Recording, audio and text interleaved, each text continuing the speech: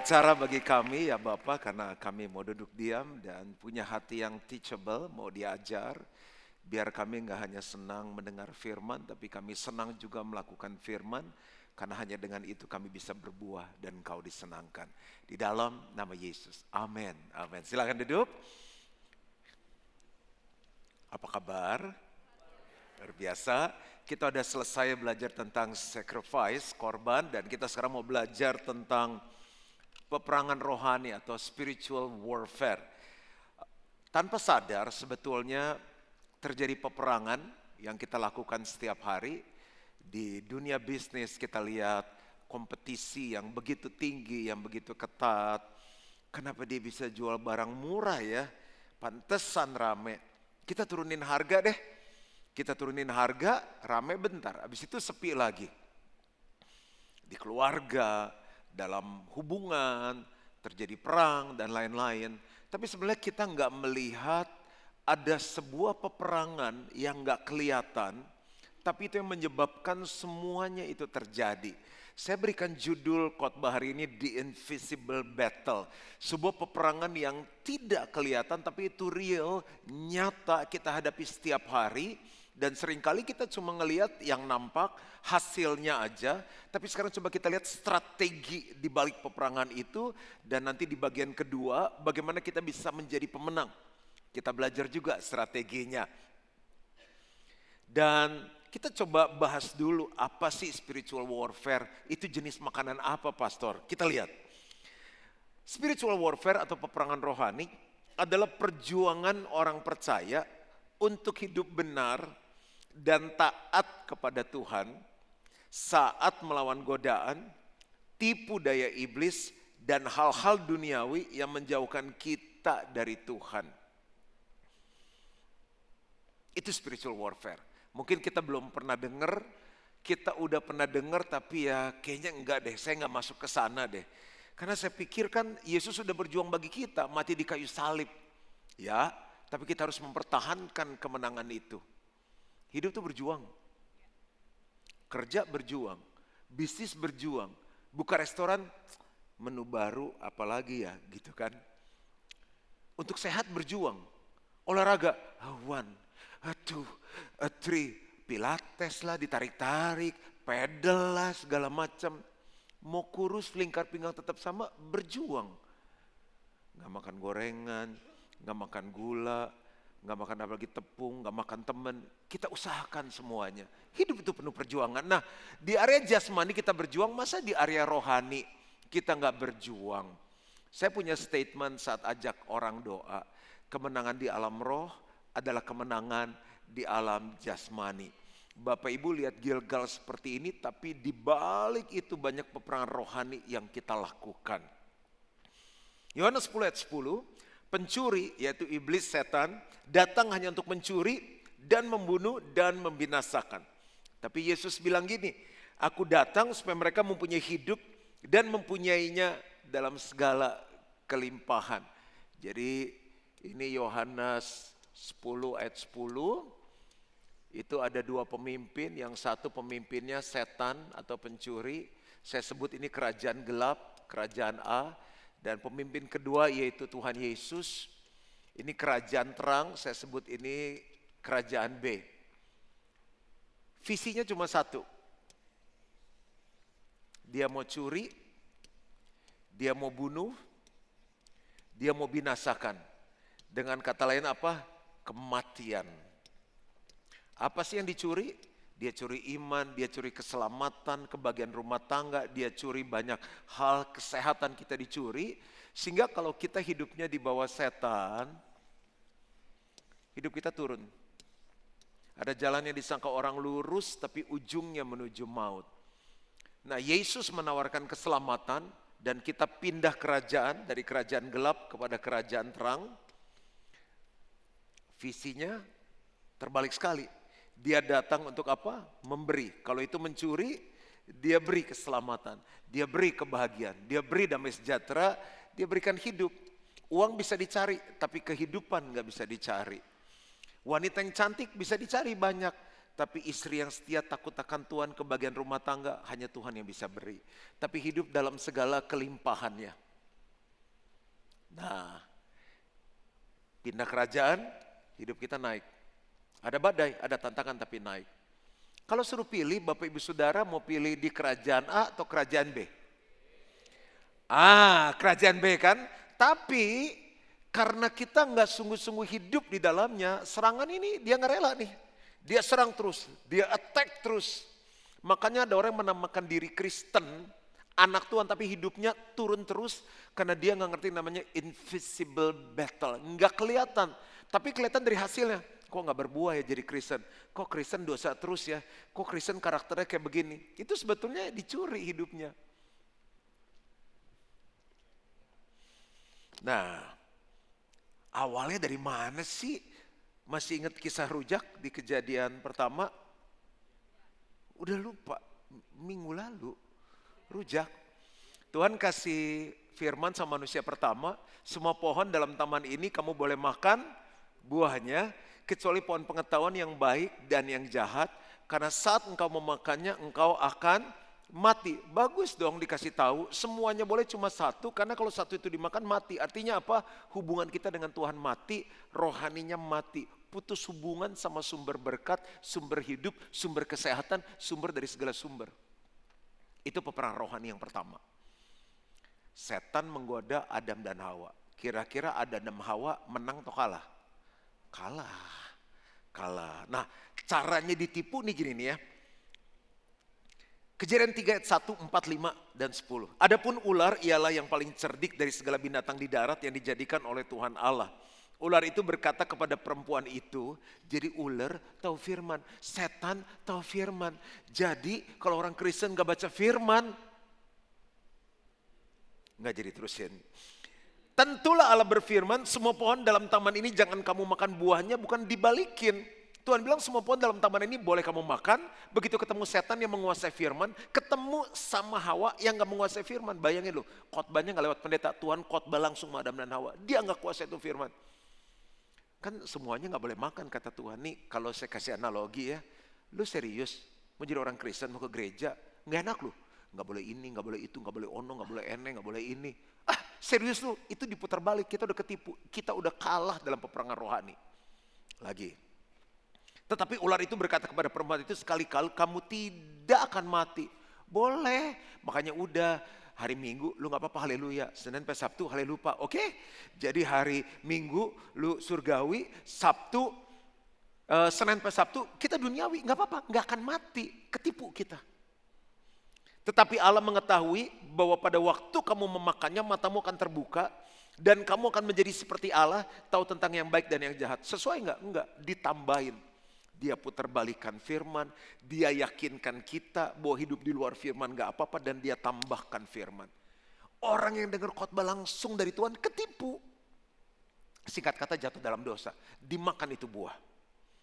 Lihat ya, kalau orang kalah dalam peperangan rohani, apa yang terjadi? Ayat 10. Tuhan tuh gak marahin, Tuhan cuma cari gini, Dam, di mana Dam? Wah, di mana Wah? Dia ngumpet. Ia menjawab, ketika aku mendengar bahwa engkau ada dalam taman ini, aku menjadi takut. Orang yang hidup dalam dosa, secara Kristen dia takut. Melayani, enggak dulu dia belum siap. Mimpi enggak dulu dia belum siap. Dia takut ngapa-ngapain. Padahal orang enggak tahu dia berdosa. Ya maha tahu kan cuma Tuhan. Masa saya langsung, Bapak kemarin habis mabok ya. Ibu habis nyolong ya Bu ya kemarin. Enggak ada yang tahu, cuma Tuhan. Tapi begitu orang kalah dalam peperangan rohani, dia rasa gak enak. Aduh gak enak deh, gak selingkuh, gak layak deh. Pelan-pelan mulai mundur, mulai gak ke gereja, gak enak, malu gak enak, gak ke sel, gak pelayanan deh. Lama-lama ditipu, jadi Kristen biasa-biasa aja. Asinnya gak berasa, terangnya gak kelihatan. Aku menjadi takut karena aku telanjang. Malu akhirnya dia tarik diri dari orang Kristen. Ada yang lama-lama udah kebiasaan, udah biasa aja. Lu mau terima gue? Terima. Dari pagi saya tanya, Bapak Ibu waktu Adam dan Hawa buat dosa telanjang, kan malu. Dia segera ambil daun untuk menutupi auratnya. Daun apa Bapak Ibu ya? Seledri pastor kencang lagi sekali. Daun apa ayo? Jangan tegang-tegang, bahas perang jangan tegang-tegang. Sebab itu aku bersembunyi. Orang seperti ini menarik peredaran dari kerumunan orang Kristen. Akhirnya muntaber, mundur teratur tanpa berita. bukannya dulu dia melayani, bukannya dulu dia family cell leader, bukannya dulu dia pendeta, hilang dari peredaran karena kalah dalam peperangan rohani. Itu dari pertama yang sama Tuhan deket, jalan-jalan suaranya kedengeran, khotbah langsung sama Tuhan aja bisa kalah, apalagi kita. Nah mendingan bisnis bagus diurusin, kita harus bisa kompetitif. Hal-hal yang lain diurusin, tapi jangan lupa the invisible battle. Terus gimana dong pastor? Kita suka, udahlah gak usah berat-berat peperangan rohani, gini-gini aja jadi Kristen. Tinggal tunggu waktu nih, binasa atau maut. Yang kasihan keluarga kita. Sampai sini dulu nih ya. Tadi di kisah Adam Hawa, Tuhan dan rujak itu, menurut Bapak Ibu yang salah Adam atau Hawa? Siapa yang bilang Hawa? Yang bilang Adam? Oke. Bingung nih yang ketiga, yang bilang setan yang salah. Oke, kita baca ayatnya ya. Dan sekaligus kita baca dampaknya kalau kita kalah dalam peperangan rohani. Roma 5 ayat 12 dan 15, sebab itu sama seperti dosa telah masuk ke dalam dunia oleh satu orang, dan oleh dosa itu juga maut, demikianlah maut itu telah menjalar kepada semua orang, karena semua orang telah berbuat dosa. Siapa yang di sini gak pernah bohong? Yang pernah bohong? Hebat sama kita semuanya. Nah, siapa yang ngajarin kita bohong? Sehingga saya papa mama saya pas sore waktu umur 6 tahun kita dipanggil, guys kalian udah gede semua. Papa mama mau kalian sukses dalam hidup, belajar bohong lah. Bohongin istri, bohongi bos, bohongin pemerintah. Oke, semuanya bisa? Papa lesin bohong ya? Nggak ada. Kenapa kita bisa bohong? Karena Adam dan Hawa kalah dalam peperangan rohani. Gara-gara satu orang, dosa menjalar kepada semua orang. Nah sekarang nih udah jadi Kristen nih ya. Kita kalah terus dalam peperangan rohani. Dan kita anggap biasa. Saya kasih contoh ya. Kalau suaminya korupsi, istri sama anaknya kena dampak gak? Kena. Bisnis gak bener, gak ketahuan, hebat. Kalau ketahuan malu, istri kena, anak kena. Kalau suaminya judi, istri sama anaknya kena gak? Oh enggak pastor, malah ini saya tuh hasil judi suami saya. Dia tajam sekali peka, tiap kali masang menang. Dia peka, kalau anaknya belajar dari bapaknya, terus kalah, gadein rumah, istrinya minta cerai, hancur. Suaminya pemabuk. Dampaknya apa? Karena satu orang dosa masuk ke semuanya. Satu keluarga kalah perang. Oh saya sih gak masalah pastor, kita berdua kan saya yang maboknya. Tos, loh suami istri mabok. Oke, tapi anak-anak kita lihat apa? Dan akhirnya waktu anak-anak gede, pemabok, saya bilang sama suaminya, yang bangga banget ya, apa sih? Lihat deh, anak kita tiga-tiganya pemabok, tuh sampai muntah-muntah keren banget ya. Kita sukses, gak ada yang bisa dibanggakan. Sebut semua dosa gara-gara satu orang, satu keluarga kena. Oke Pak, kita gak berdosa ya, cuma kita gini-gini aja rohaninya. Suami rohaninya melempem. Istri melempem, anak melempem. You know, Gen Z melempem, it's like rempeyek, you know. Susah. Mau jelasin melempem. Alot, macam tak ada power begitu. Iblis juga gak takut sama Kristen gituan. Ada dia, gak ada bedanya. Tapi Kristen, itu orang udah kalah dalam peperangan rohani. The invisible battle. Tetapi karunia Allah tidaklah sama dengan pelanggaran Adam. Sebab jika karena pelanggaran satu orang, semua orang telah jatuh dalam kuasa maut. Jauh lebih besar lagi kasih karunia Allah dan karunianya yang dilimpahkannya atas semua orang. Karena satu orang yaitu Yesus Kristus. Gara-gara Adam kalah dalam peperangan rohani, Yesus harus turun mati di kayu salib supaya ada kemenangan. Masalahnya gini, kita yang udah menang, jangan terus-menerus kalah. Perang paling enak kalau udah tahu kita menang. Badminton yuk, tanding lawan juara dunia. Aduh jangan, kali dikasih bola ke sana kita ngejar gak bisa. Tenang bro, lu pasti menang. Berani saya. Kita lagi perang, tapi pasti menang. Bahkan lebih dari pemenang. Terus kok malah nyerah kalah? Gimana coba? Enggak, ini gak marah, semangat. Namanya semangat khotbah. Saya tambah kebaktian nambah, tambah semangat. Jadi serius nih pastor, kita harus peperangan rohani? Ya harus. Masa kita nyerah mutlak, udah deh setan silakan curi, silakan bunuh, silakan binasakan. Jangan dong. Kasihan istri, kasihan anak-anak, kasihan keturunan kita. Kalau kita udah pihak kalah, gimana anak cucu kita? Nah, jadi pertama kenapa kita mau peperangan rohani? Ini belum strategi melawan nih, baru latar belakang. Yang pertama, supaya kita menang atas musuh. Menang dong, jangan kalah terus. Kok nggak amin ya? Menang dong, jangan kalah terus. Amin. Tapi kalah enak juga. Tepuk tangannya kayak orang kalah begitu. Coba pemenang gimana? Nah itu tepuk tangan pemenang. Ini kan kebaktian paling seger. Udah mandi, udah nyalon, udah makan, udah shopping, ketemu mertua. Paling top ini kebaktian yang pertama. Menang atas musuh. Nah ada 4 musuh nih. Jadi misalnya ini Juan Mogi ya. Paling enak khotbah bawa nama sendiri, jangan bawa orang. Nah, perang kan? Pistol gimana sih gambarnya? Tulis aja pistol. Kita tuh suka perang pakai emosi, sampai apa bersih tegang leher, apa biru. Ngerti gak sih? Terus tekanan darah ikut naik semuanya, jantung berdebar-debar jadi jantung kena, semua kena. Udah, jangan pakai senjata duniawi, kita gak berperang dengan senjata duniawi. Kita menghadapi mertua, kita menghadapi segala macam ini, kita pikir ini musuhnya. Enggak, di balik layar itu ada the invisible battle. Yang pertama adalah kuasa dosa. Ini ngeri sekali nih. Yuk kita bahas sama-sama ya. Roma 7 ayat 19-20, sebab bukan apa yang aku kehendaki yaitu yang baik, yang aku perbuat. Melainkan apa yang tidak aku kehendaki yaitu yang jahat yang aku perbuat. Ini Saulus yang nulis.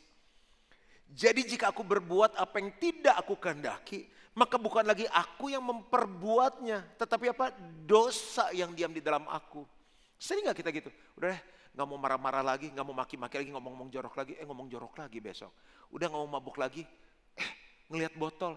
Pak, itu botol kecap. Enggak, bukan. Botol kecap aja dia mau minum. Enggak tahan. Udah janji gak mau selingkuh lagi, udah gak mau genit lagi, gak mau. Dari Yesus. Enggak kuat lagi, itu dosa narik. Itu kayak gaya tarik bumi. Ini kalau saya lepas jatuh kemana nih? Ini kalau saya lepas jatuh kemana nih? Ini kalau handphone saya lepas kemana nih? Sayang. Pasti ke bawah. Atau gak bawa apa-apa, kita begini. Saya kuat sampai jam berapa? Nggak masuk ya contohnya. Oke deh, siapa ibu di sini yang suka shopping? Serius? Rohani sekali. Nggak, hanya ingin Tuhan kan? What you want is only Jesus, right? Udah nggak shopping lagi bu? Baru dosa, baru bohong. Nah, toko buka jam berapa? 10, tutup jam berapa? Dari terbit matahari sampai terkuat tuh. Tapi kalau udah gak kuat, Pak ngopi dulu, Pak gak kuat nih Pak, duduk dulu ngopi. Kalaupun dia kuat sampai toko tutup, malam, Pak pijitin Pak, pegel. Udah dikasih kartu kredit, minta pijitin. Itu tanda apa kita pengen turun, itu gaya tarik bumi yang narik kita. Kuat banget. Penjaga-penjaga di istana yang begini tuh, yang gak gerak, di mana tuh, kerajaan mana. Itu shift, pakai shift ya. Gantian, gak kuat ya. Nah sekarang saya mau tanya. Kalau saya lepas semuanya turun ke bawah, kenapa yang 79 kilo ini, 200 orang naik pesawat, bawa bagasi, bawa martabak, bawa belimbing, itu pesawat gak jatuh? Karena ada hukum yang melawan gaya tarik bumi, namanya hukum aerodinamika. Itu ditaruh di mesin pesawat, bodinya dibikin aerodinamis, ya kan? Gak jatuh kita. Gak jatuh. Kalau yang di dunia hukum gaya tarik bumi ada yang bisa melawan. Kalau selama ini kita kalah sama dosa yang gak kelihatan narik kita untuk berdosa terus. Ada kuasa Tuhan yang jauh lebih besar sanggup membuat kita untuk menang. Kita mesti nangkep, udah kalah deh. Udah memang aku pemabok, aku penjina, aku pembohong. Jangan gitu dong. Yesus sudah mati di kayu salib untuk kita. Yang kedua adalah apa? Kuasa gelap. Pastor, masa ada setan di zaman ini? Ada. Di tetangga-tetangga dengerin deh kalau berantem. Pas yang ngomong, setan lu. Banyak setan. Suka gak masuk tempat yang kayak merinding-merinding gitu? Enggak pernah. Efesus 6 ayat 12, karena perjuangan kita bukan melawan darah dan daging, tetapi melawan pemerintah-pemerintah, melawan penguasa-penguasa, melawan penghulu-penghulu dunia yang gelap ini, melawan roh-roh jati udara. Itu ada yang bintang 2, bintang 3, bintang 4. Jangan takut. Karena roh yang di dalam kita jauh lebih besar dari segala roh yang ada dalam dunia ini. Nih ya, Yesus aja dicobai setan. Yesus loh. Abis puasa dicobain setan. Apalagi kita yang jarang puasa. Maksudnya kebaktian lain yang gak pernah puasa. Itu di invisible battle. Daniel kan dapat berita mau ada kesusahan besar, dapat firman. Terus dapat penglihatan dia gak ngerti. Dia ambil puasa 3 minggu. Makanya disebut puasa Daniel. Baca deh. Dia tidak makan makanan yang enak. Kita cuma pikir puasa Daniel kan nggak makan dagingnya. Ya udah, mah bikinin itu dong gulai telur. Besoknya kue peca gitu. Itu mah enak semua. Nggak makan daging tapi enak semua. Habis puasa kok tetap gemuk lu. Ya naik 3 kilo nih. Memang kalau cinta Tuhan diberkati. Nah, udah itu ntar bahas di puasa. Tapi dia 3 minggu loh untuk ngerti ini penglihatan. Paling dia orang pintar kan, orang berhikmat 10 kali lebih cerdas dari orang yang paling pintar. Dia nggak ngerti. Pas dijawab doanya Tuhan bilang ini, Nil, kenapa doa lu lama dijawab? Nah 3 minggu itu ada penghulu kerajaan Persia yang ngalangin doa kamu di invisible battle. Tapi karena kamu doa dan puasa, aku kirim malaikat Mikael, malaikat perang, mengatasi semua rintangan itu, sehingga kamu sekarang bisa melihat penglihatan dengan jelas. Tuh, ada alam roh. Kita suka bacakan orang kerasukan di Gerasa, anaknya dari kecil tuh berbusa-busa, mungkin kayak Ayan gitu. Kenapa roh membawa dia, kuasa gelap membawa dia ke api, mati dong gosong, ke air, hanyut. Ada itu. Contoh real ya, pengalaman kita sehari-hari. Waktu saya melayani di kampus, teman-teman saya banyak yang terikat. Sekarang udah pada jadi anak Tuhan semuanya. Kita doain kenapa dia kerasukan ya. Terus kita lagi doa sama tim. Kita dapat tuh di gelangnya. Jadi gelangnya dikasih sama mamanya untuk jaga. Udah, saya bilang berhenti dulu. Udah haleluya 12 kali, udah 200 kali. Haleluya, setannya gak keluar-keluar. Nah kalau kita gak ngerti peperangan rohani kan setan keluar. Lu gak keluar, gue yang keluar. Capek kita udah gak keluar-keluar. Kita hikmat, akhirnya kita panggil, itu dari mana? Itu perhiasan. Oh dikasih mama biar apa? Buat jaga katanya. Oh benar nih. Kamu kan mau terima Yesus, tapi setiap kali kamu mau mulai doa, kamu kerasukan. Boleh nggak ininya kita doakan, lalu kamu jangan pakai lagi. Mau? Dah kita sekali lagi nyembah, ajak terima Yesus, pulih. Keluarga yang mau bercerai panas terus, kita datang ke rumahnya. Tim kita udah dapat hikmat. Nah ini di rumahnya banyak yang diisi. Nah itu ada salah satu pajangannya, di baliknya coba lihat. Bener. Ada tempelan, ada segala macam ya. Kita tanya, mau nggak? Mau. Diberesin itu, pulih rumah tangganya. Ada yang harusnya dioperasi, dokter bilang udah harus dioperasi. Kita doa sama-sama lagi nyembah ya. Ini sakitnya bukan dari badan. Ini ada orang yang jahatin dia. Kita bimbing, kita konseling. Ke rumahnya dibereskan barang-barangnya semua. Dia bilang ini pemberian orang, ada isinya. Pikir buat souvenir kan, tapi ada U di balik B, buat dia sakit. Sembuh. Nih, santet masih ada, kalau tanpa Tuhan bisa, siapa yang jaga kita? Itu pakai foto. Orangnya cerita sama saya nih, udah bebas, pelayanan sama-sama. Dia bilang tahu nggak, ini foto orang dia mau jahatin, mau suruh sakit perut. Orangnya di tempat lain di rumahnya, tinggal ditusuk aja di gambarnya. Dia bisa sakit perut ke dokter nggak sembuh-sembuh. Kamu mau bunuh dia hari ini. Itu foto dimasukin ke bak mandi. Jadi orang yang sama di bak mandi begini nih. Istri bilang kok cuci mukanya aneh di bak mandi. Udah mau mati. Bener bu. Itu ada. Kalau New Life yang pakai susuk. Ada itu doain dalam nama Yesus keluar. Ini asli nih gak pakai apa-apa. Oke. Karena peperangan rohani. Udah kembali ke firman. Udah jangan tegang-tegang bahas peperangan rohani. Cuma cerita. Saya cerita aja deh. Kalau pergi ya, dulu kan saya ditemenin ada cowok kan. Karena istri saya udah capek kan. Aduh udah gak kuat terbang-terbang. Saya bisa mungkin 6 bulan gak ada di Jakarta. Tapi dulu satu kamar. Saya gue gak enak tidur. Saya tambah umur tambah pendek kan. Pagi saya udah nyembah Tuhan. Malam masih kerja terima call.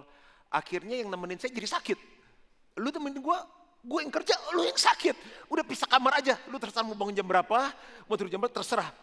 Nah. Waktu saya sendiri-sendiri itulah banyak pengalaman-pengalaman yang indah sekali. Lagi nyiapin khotbah ada bunyi.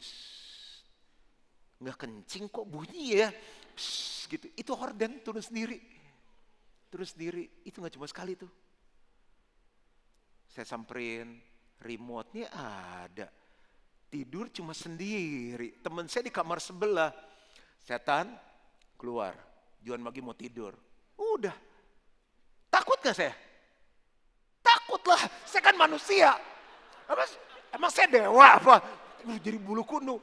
Masa saya telepon panitia, Pak pindahin kamar Pak, hotel kenapa? Ada setan Pak. Kan KKR-nya batal besok. Harus berani. Ini cuma mau kasih tahu, sampai saya buka dapur, setan tuh ada, udah. Makanya jangan kalah sama setan. Yang ketiga, dunia. Nah, ini nggak kelihatan, kita hidup di dunia, tapi ada hal-hal yang nggak kelihatan yang nyerang kita. 1 Yohanes 2 ayat 16, sebab semua yang ada di dalam dunia yaitu keinginan daging, lalu apa lagi? Keinginan mata, serta keangkuhan hidup. Bukanlah berasal dari Bapa, melainkan dari dunia. Kalau kita baca ayat 17, dan dunia ini sedang lenyap dengan segala keinginannya, tetapi orang yang melakukan kehendak Allah akan tinggal tetap. Menang dia peperangan rohaninya. Saya sambung yang keempat deh, dunia ya. Keempat itu dunia. 1 Yohanes 2 ayat 16, Galatia 5 ayat 19-21, perbuatan daging telah nyata, yaitu percabulan. Kita suka kalah sama percabulan. Kecemaran, hawa nafsu, penyembahan berhala. Ada hal-hal selain Tuhan yang kita taruh di tempat nomor 1. Dulu bangun pagi pujian penyembahan jam 5. Sekarang udah ada pedal, ada apalagi sepeda, pilates, segala macam, golf. Rajin golfnya, Alkitab udah lupa. Kita kalah dalam peperangan rohani. Bukan berarti itu gak boleh ya. Apalagi itu, sihir, perseteruan, perselisihan, iri hati, amarah, kepentingan diri sendiri, percideraan, roh pemecah, kedengkian, kemabukan, pesta pora dan sebagainya. Terhadap semuanya itu kuperingatkan kamu seperti yang telah kubuat dahulu, kata Paulus, bahwa barang siapa melakukan hal-hal yang demikian, ia tidak akan mendapat bagian dalam kerajaan Allah. Kristen di gereja nggak pernah absen, tapi hobinya mabok. Bukan saya loh, nggak dapat bagian dalam kerajaan Allah. Ngeri kali pastor. Ya beginilah. Makanya kita harus belajar ini peperangan rohani. Tapi di muka bumi ini kan masih lama, antara udah deket-deket surga, deket-deket mati, kita bertobat. Kalau lu tahu matinya kapan. Tapi kita nggak ngalami kerajaan surga. Kerajaan surga bicara soal kebenaran, damai sejahtera, dan kehidupan. Orang yang kalah terus dalam peperangan rohani, dalam dosa, nggak mungkin ada damai, nggak mungkin ada sukacita, nggak mungkin ada kebenaran. Saya udah bingung nih, yang benar yang mana ya? Kerajaan Allah bukan hanya soal perkataan, tapi tentang kuasa. Dia Kristen, tapi nggak punya kuasa. Doain orang sakit nggak sembuh, ngusir setan-setan nggak keluar. Selama dia Kristen, nggak ada orang tertarik ikut Tuhan, karena nggak punya power dalam hidupnya.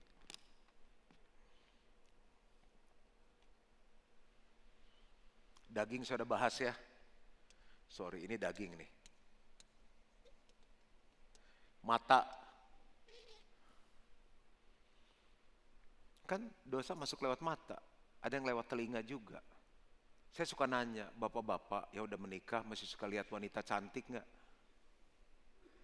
Tuh kan hebat, jemaat ini cuma saya doang. Gimana mau lihat pas orang di mall isi saya basaro, hika parada basandara. Gak bisa tuh. Tapi di online, ayo, banyak yang online, banyak yang terikat pornografi. Itu kita kalah dalam peperangan rohani. Keangkuhan hidup. Ingat, di atas ketoprak ada kerupuk. Di atas kerupuk ada kecap, di atas kecap ada bawang goreng. Kita nggak akan pernah bisa menang dan akhirnya kita jauh dari Tuhan. Kenapa? Tuhan menentang orang yang congkak, tapi mengasihani orang yang rendah hati. Kadang orang angkuh nggak hanya soal gengsi, nggak bisa. Kita sue dia. Kita beli dia, siapa dia, siapa backingannya. Akhirnya nggak mau kalah. Tuhan udah nggak jadi pembela kita. Kita yang jadi hakim, kita jadi pembela. Dalam segala hal saya lihat banyak ekonomi sekarang hancur, banyak orang terikat pinjol. Aduh ngeri banget itu bunganya. Itu saya lebih dari 10 tuh saya handle, baru tahun ini tuh. Ngeri sekali pinjol. Kenapa? Enggak semua karena kebutuhan hidup, banyak karena keangkuhan. Mobil, kok mobil gini? Mobil, aku sekarang pintar bikin kuat sama pintar gambar. Mobil kan yang penting nyampe, ada AC kan? Kalau punya duit silahkan. Pengen tambah bagus, tambah cepat. Karena kalau mobilnya tuh pintunya kebuka sendiri tuh kan naik harga diri kita. Kalau bukanya ke atas, lebih tinggi lagi harga diri kita. Saya mau kenalin satu mobil yang gak ada pintu, langsung kebuka. Itu bagus sekali. Rumah harus di daerah tertentu, harus besar. Sekarang orang tambah tua pengen rumahnya kecil. Kayak saya anak udah mau kuliah, kecil aja udah tinggal berdua. Mau ngapain? Mau main pingpong lu di rumah. Udah tinggal berdua. Nggak ada yang salah rumah besar. Tapi gara-gara mengejar ini keangkuhan, tanpa sadar mereka nggak tahu mereka lagi diserang. Kalah dalam perang rohani. Branded nggak ada yang salah. Juan Mogi juga punya fashion. Coba pakai merek saya aja ya. Juan Mogi. Sama pakai yang branded sama yang enggak. Sekarang orang udah nggak mau lagi, udah norak. Sekarang apa old money, belajar dari old money. Quiet luxury. Jadi kemewahan yang diam. Ditanya orang, bajunya merek apa? Shh, apa sih maksudnya quiet luxury? Tetap aja hati lu sombong. Mau quiet luxury, mau loud luxury. Akhirnya susah maju dalam Tuhan. Coba kita bikin survei dulu. Kalau kebaktian ini banyak kalah atau yang paling berat mana? Nomor 1 berat nggak? Siapa yang lebih ke nomor 1? Kalau yang lebih nomor 2, Hawa kan sama setan ya. Kalau yang di nomor 3, yang banyak kalah peran rohani di dunia, oh paling banyak 3. Yang keempat, yang karena daging, nggak ada ya. Berasa kok ini semua dalam roh. Tapi jangan pilih 3 ada paket nih. Udah ada paket, oh ini Pak saya paket lengkap soalnya dagingnya juga ada di sini. Terserah. Kalau saya lengkap pastor 1, 2, 3, 4 yang penting menang atau enggak. Yang kedua dan saya tutup dengan ini. Nanti seri kedua saya bahas strateginya gimana menang. Pasti menang kok, pasti bisa menang. Menjaga iman tetap teguh sampai akhir. 2 Timotius 4 ayat 7 ayat 8, aku telah mengakhiri pertandingan yang baik. Kalau kita ngerti peperangan rohani, pertandingan kita baik. Contoh ya, ada orang pertandingan sepeda, pertandingan lari. Tapi ketahuan pakai doping. Supaya apa? Lebih kuat. Ada curi start, nggak benar itu. Berkeluarga itu lagi bertanding. Bisnis itu lagi bertanding. Kita bisnis, tapi bisnis kita pertandingannya baik. Karena kita ngerti peperangan rohani. Berkeluarganya baik, bukan sekedar bertahan. Enggak, keluarga saya baik kok Pak. Istri manaknya udah gak tahan. Kenapa kita perlu peperangan rohani? Supaya bisa mengakhiri pertandingan yang baik. Yang kedua, aku telah mencapai garis akhir. Kalau pernikahan kan tidak ada yang bisa memisahkan kita kecuali maut, kematian. Kalau pebisnis, kalau bisa pebisnis yang terus dihormati orang sampai nanti akhir. Jangan tengah pebisnis terus ketangkep. Pebisnis tiba-tiba ketahuan makan bisnisnya orang, makan temannya. Jangan. Akhir dengan baik. Doakan saya supaya sampai akhir jadi pendeta yang baik. Jangan jadi pendekar. Saya juga harus berjuang. Dan aku telah memelihara iman. Iman tuh bisa dicuri loh. Iman yang dipelihara pasti bertumbuh. Pohon yang dipelihara pasti bertumbuh dan berbuah. Ciri iman yang dipelihara apa? Iman itu berbuah. Karena iman tanpa perbuatan pada hakikatnya adalah mati. Pernah baca Lukas 18 kan? Apabila anak manusia itu datang, adakah ia menemukan iman di muka bumi ini? Adakah ia menemukan iman di GBI Gilgal? Jawabannya ada. Kan udah belajar peperangan rohani. Nah kalau kita kalah terus, begitu Yesus datang, mana nih iman, mana iman? Aduh, udah gak ada deh, kalah terus. Kan gak enak. Ayat 8, saya selesai. Sekarang telah tersedia bagiku mahkota kebenaran yang akan dikaruniakan kepadaku oleh Tuhan Hakim yang adil pada harinya. Tetapi bukan hanya kepadaku, melainkan juga kepada semua orang di GBI Gilgal yang merindukan kedatangannya. Saya hanya mau tutup dengan sebuah kalimat. Ada sebuah peperangan yang gak kelihatan tapi real. Dan itu menghancurkan orang Kristen. Sekarang kita udah tahu siapa oknumnya di balik layar. Jangan lagi mau kalah. Kita ditentukan untuk menang. Tuhan memberkati. Yesus memegangku sembah Dia dengan tangan sama-sama katakan Yesus memberiku gak kalah lagi kemenangan. Kebe Gilgal katakan Yesus memegangku dengan tangan kanan. Kami mau maju, kami mau menang. Yesus memberiku kemenangan. Bolehkah kita berikan tepuk tangan dan sorak-sorai meriah bagi Tuhan dan sama-sama katakan memegangku. Tolong kami Tuhan, kami gak sanggup tanpa Engkau. Yesus memberiku Kemenangan, kemenangan. Saya ajak kita mengangkat kedua tangan kita dan sama-sama katakan memegangku dengan tangan kanan. Yang percaya katakan sama-sama Yesus memberiku kemenangan.